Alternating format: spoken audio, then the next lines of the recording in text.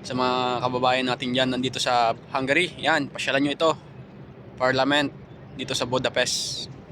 Hindi kayo magsisisi. Yan guys. Maganda dito sa gabi. Inabot na kami ng gabi dito. Yan. Ganda. Tapos dito sa harap niya, ayan yung Riverside.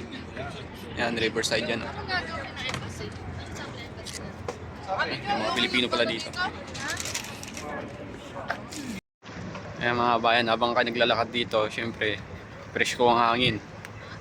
Ito mga kababayan, kung nakikita nyo yung ganda ng Budapest, mapapahanga talaga kayo. Ayan. Pero maganda rin naman ang Pilipinas. Di rin naman papatalo ang Pilipinas sa mga tanawin. Pero dito ka makakaganda ng mga magagandang architecture. Ayan o. Ito yung ilog dito. Ayan. Hindi ko alam kung ilog to. Ilog siguro to. Yun yung ikot. Yung gilid ng ito, simbahan. Ayan, napakaganda ng simbahan na to. Daang taon na yan. Ayan. Kita mo kung gaano kaganda. Hello mga kababayan, maraming salamat sa inyo.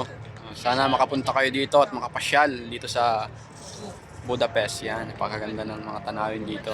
Inabot na kami ng gabi sa malawak na pasyalan. Ayan, sa likod, pasyalan din yun. Yung nandun, no? Ayan.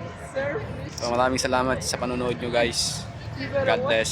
Sa mga nag-apply dyan, wag lang sumuko. Mag-apply na mag-apply. Good luck.